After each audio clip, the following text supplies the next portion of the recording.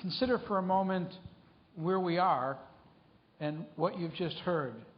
You've just heard an inspiring activist who leads us all with her heart, a legendary musician, a lawyer who ennobles the concept of justice, trying to deal with some of the most intractable issues that we as a society face.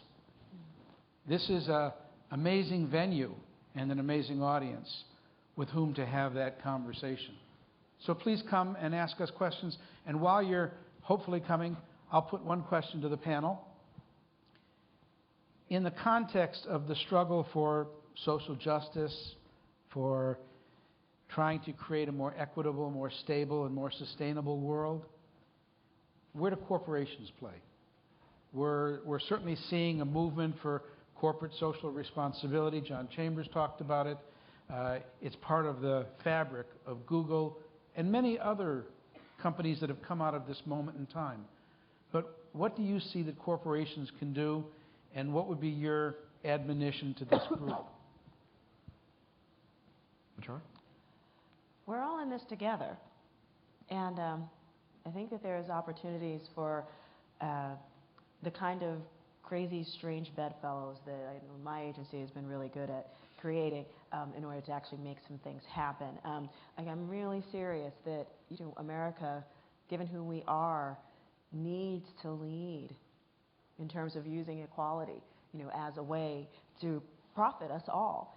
But the profit just needs to spread over a broad range of people. That way we can all feel like we've actually done something, and in a way that supports life like we haven't recently anyway. Chris? There's an additional dimension of it, it seems to me. One could go on and on about the purely instrumental justification for corporations to be engaged in the opportunity agenda, right? Corporations, for example, have a stake in fixing the K-12 pipeline to produce the workers that you need, and affluent customers, for that matter, right? But beyond that, it seems to me powerful economic interests, like those represented in this room, have to think through what it means to be an ethical citizen of the world. I was at a panel over the weekend, and I heard a quite funny line. This was a debate. There was sort of an argument about legal and business ethics. It was a short panel. And the guy who was studying businesses said, look, when you talk to lawyers about ethics, they've got a code of professional responsibility, and there's lots of detail, and there's lots of case law, and they swear an oath, and there's all this stuff about what it means to be the ethics of the legal profession and the responsibility of the profession to the broader society. When it comes to having an MBA and going into business, he said, the central ethical norm seems to be, I don't think I can be indicted for this. Well, that's kind of harsh, but what he was really arguing is that we're way behind the curve at thinking about not just the commercial responsibility of a corporation functioning in a market, but the ethical responsibility for the corporation as a powerful entity in helping to shape the society in which you operate. And I would urge that this is more than a little bit of charity to build up community goodwill. This is a matter of being in partnership with change agents and thinking structurally about what you can do to renovate the machinery of opportunity, both at home and abroad. And I think we need a sense of urgency about this issue of 1 billion people in the world living in extreme poverty conditions. I think that condition, the fact that that exists, is something that is urgent. I think it's not something that we can sit around and wait for it to change. I think it's something that we should care about. It's not sustainable. It's not safe when it comes to national security. It's not safe for America and for all these customers that you have around the world in Western Europe and the United States and Japan or wherever they are. I think the developed world isn't safe if we have this many people living at such a wide disparity from the developed world. And so I think it's of concern to all of us, individuals, corporations, governments, all of us. You know, I'd like to offer a perspective based on my year and a half at Google. When I go on the road, I give a talk called The Case for Informed Optimism. And I usually start off with all the ills of the world. You know most of them. The climate crisis, the increasing disparity between rich and poor. I usually add 39 new diseases of animals, zoonotic diseases that have jumped species over the last 30 years, any one of which could become a pandemic. I could go on really dark for a long time. But what actually is the most optimistic thing for me is the behavior of some corporations. In the 60s, and I was there, I thought of corporations as the enemy. Now I think of the corporations that I know as every bit a part of the solution, the leaders of the solution. And I have to say that it's not just Larry and Sergey, who I adore, but there's a group of young people, Mark Benioff is here, Jeff Skoll, the Omidyars, who have taken their life and their success to put it in service to solving these problems. And maybe it's not fair to list all the ills of the world and the pessimistic side and put the burden on those few shoulders on the optimistic side, but that hasn't happened before. That young people who were victims not of zoonotic diseases, but of a different disease, sudden wealth syndrome, who so quickly recognized this social obligation and are leading the charge, and their companies as well.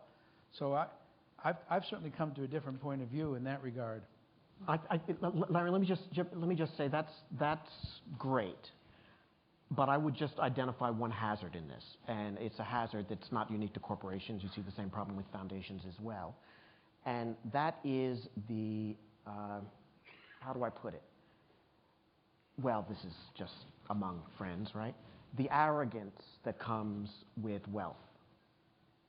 Now, when you as a business person decide to make an investment in business, you do your due diligence and you're analytical. But too many philanthropists, when they decide to start investing some of their profits, if you will, in good works, they invest in some boutique idea that they dreamed up in the shower instead of using the same kind of hard-thinking due diligence to try to figure out where's the best place to invest strategically so as to make the most change for good. And one of my favorite examples is the Gates Foundation and their multi-billion-dollar investment in small schools in an effort to try to drive improvement in K through 12 education, which I think most objective observers would say was a lot of money very largely wasted. Now, they've learned from that lesson, and I'm sure they're going to be better going forward. But I would say that corporations, yes, have to be willing to pick up this battle and work hard at it.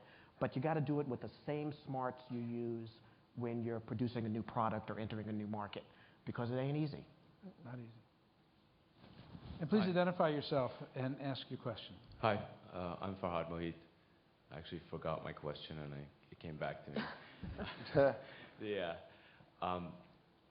Capitalism gets us to focus on capital. It has a discontentment built into it that drives us to make more, produce more. We talk about measuring productivity. GDP goes up when we build a prison, as well as when we build an extra chair, even if everybody has a chair. What if capitalism, which is a focus on material and gain, is the actual problem? Because we speak about these ideas, the green ideas that could make good money.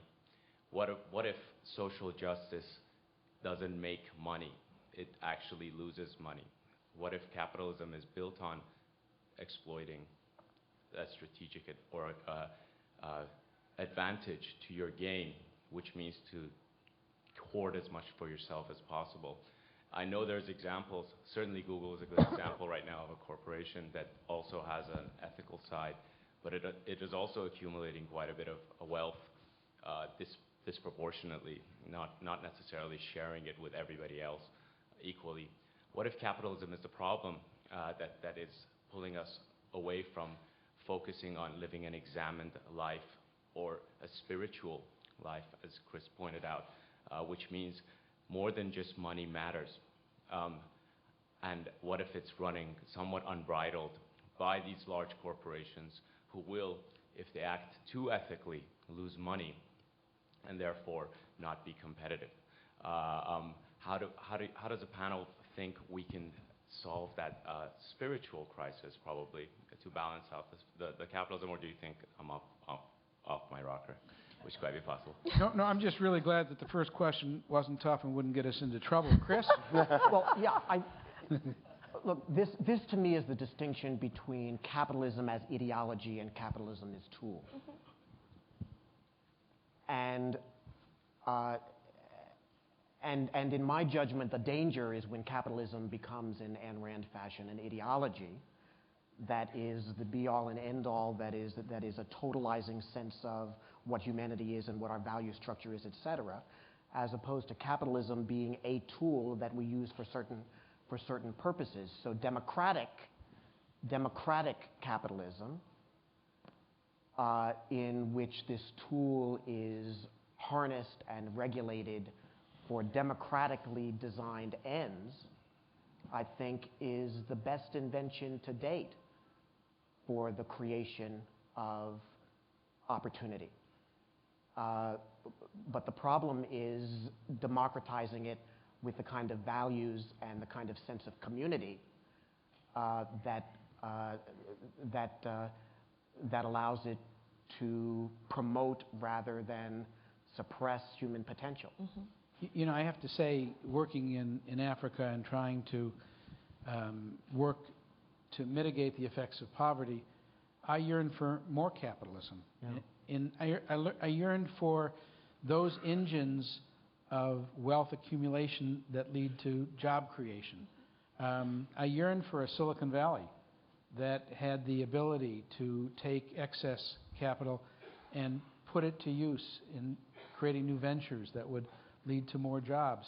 I hate to keep talking just about the TED convention, but there was a TED meeting in Arusha a couple of months ago, and it was very interesting. They brought 100 African entrepreneurs to the meeting, and Bono was also there, and you would have thought that there would have been an alliance of purpose between those groups, but in fact there was a great deal of antagonism as the African entrepreneurs spoke against government aid, spoke against foreign aid, spoke against taxes, spoke against government regulation, and spoke in favor of trying to get on with the business of building companies so that they could create the jobs that created the income, that created the taxes, that created the roads and the hospitals and the schools.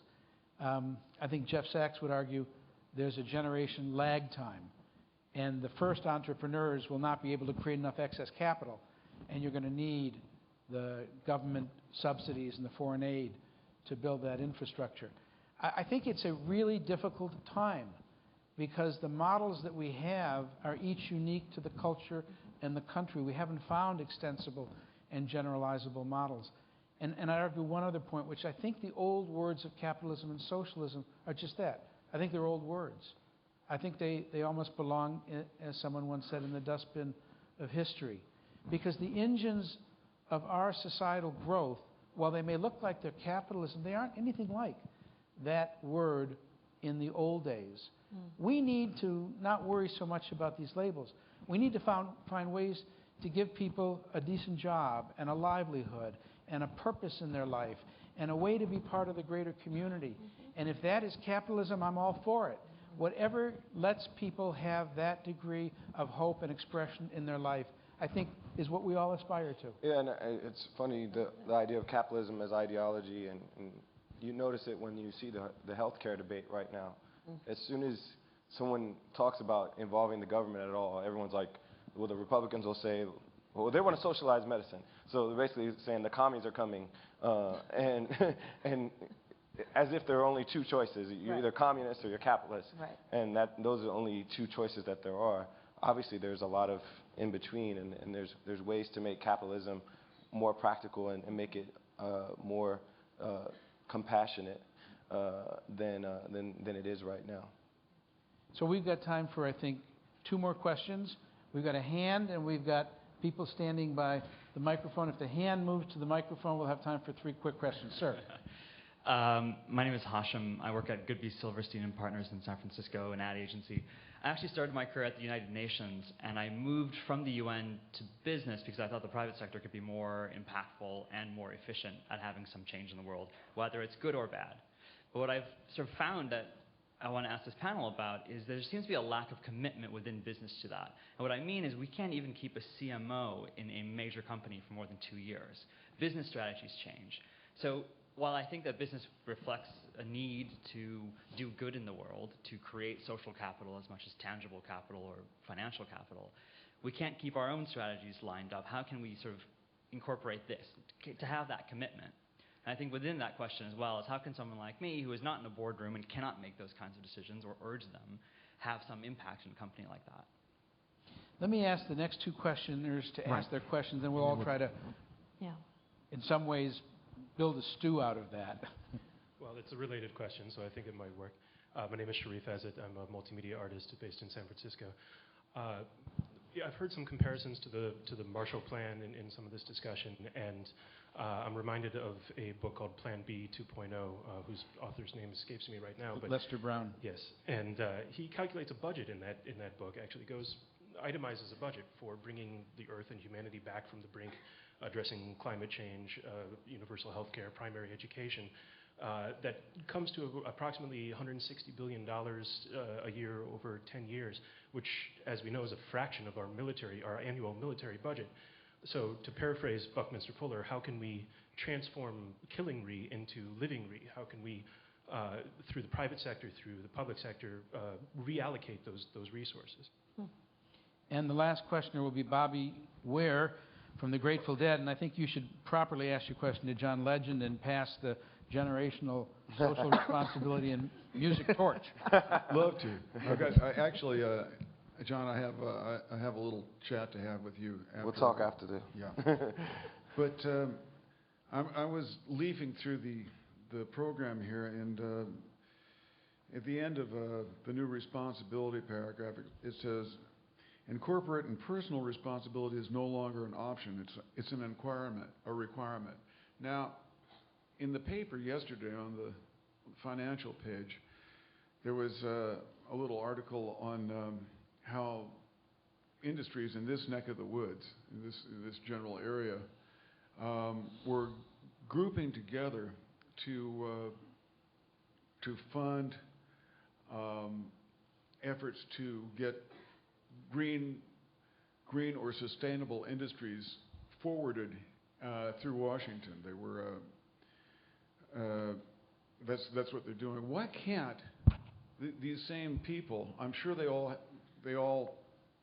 I mean, I guess it's all you folks. I'm sure you also heard everything that was said tonight. Why can't we? A point I made to you earlier, Larry, was that in the last few years, where it was deemed necessary, people in various industries were required to take seminars on CPR, for instance, or leaving women alone. Not stuff like that. People were, sat down. Okay, you're going to have to take. The company's going to have to give you 10 hours of instruction on this. You can parcel it out. And why can't something be pushed through Congress that would require people, industries, to counsel or seminar their employees on these kinds of basically ethical issues, and why can't they be also requirements, sustainability, ethical, social justice issues? Why can't they be requirements in polytechnic schools and in all schools? And wouldn't that help? I just took 2 hours of Google online ethics and values classes with tests last night. So I'm keenly aware of that inside of Google, and I suspect in many other companies. So we've run out of time, and the good news is that means we'll have to leave with many of these answers unanswered. But if I could, I'd like each of the panelists to try to synthesize in 1 minute a response to those questions and one final comment, and then we'll go. Do you want to start, Majora? Sure. As much as I'd love to believe in, man's ability to be kind to other men and humanity, quite frankly, I'm much more interested in seeing the kind of regulations that would make that happen. I'm not so certain if just telling people that the world is going to be a better place if we're just nicer to each other is actually going to do it. It would be a different world if that was the case. So if we do one of the things that they've been working on in Europe, where they're growing their economy, at the same time, and where they're closing the gap between rich and poor, it's done through a combination, of regulations as well as incentives to allow the kind of community building, industries to affect lots of different parts of the population. At some point, maybe when our kids or your kids, because I don't have any, are walking around this earth and everybody's more or less in a happy place. But right now, I just want to make sure that things happen that allow people to live better lives. Period. John, 1 minute. Wow, I'm confused by all the questions we had. I don't really know how to answer any one of them exactly, but I just want to say thanks for having me. I feel humbled and honored to be here, and I think this issue is something that's pressing for me. I think it's pressing for my generation, and what I want to do as someone who has influence is inspire my generation to become more politically involved, so that these issues can become, top of the mind and a top priority for our politicians. I want in our debates for one of the questions to be, how do you plan to address the issue of extreme poverty? And I feel like that's something that all of us have the responsibility to make an issue, to make a priority, just as I think recently global warming has finally gotten to that place where, it's deserving of a debate question. Chris, the final word. As much as I'd like to, I can't presume to understand how to change the culture within corporations. I mean, that's not true. I could make up a lot of stuff, but it wouldn't be worth listening to. So what I would emphasize is this. There's one agenda that's critical, and that is to improve our engineering of social and economic interventions intended to promote opportunity. That's a design problem. That's an engineering problem. There's a second challenge, which is 62.5 times harder, and that is, what are the strategies that will be effective at connecting people across lines of color and class in order to build the moral and political consensus needed to actually adopt these well-engineered strategies? I know what to do about fourth grade reading. My problem is I can't get people to care enough about children who don't look like their own in order to actually make those investments in fourth grade reading. So that's the second big agenda item. And it's researchable. The best ways to change values and sense of community, both domestically and globally. And the third agenda item, and the one that I spend 100 hours a week on, is how do we create institutions? How do we transform institutions, be it a university or corporation, so that those institutions are indeed engaged vigorously at harnessing their excellence to tackle those first two questions?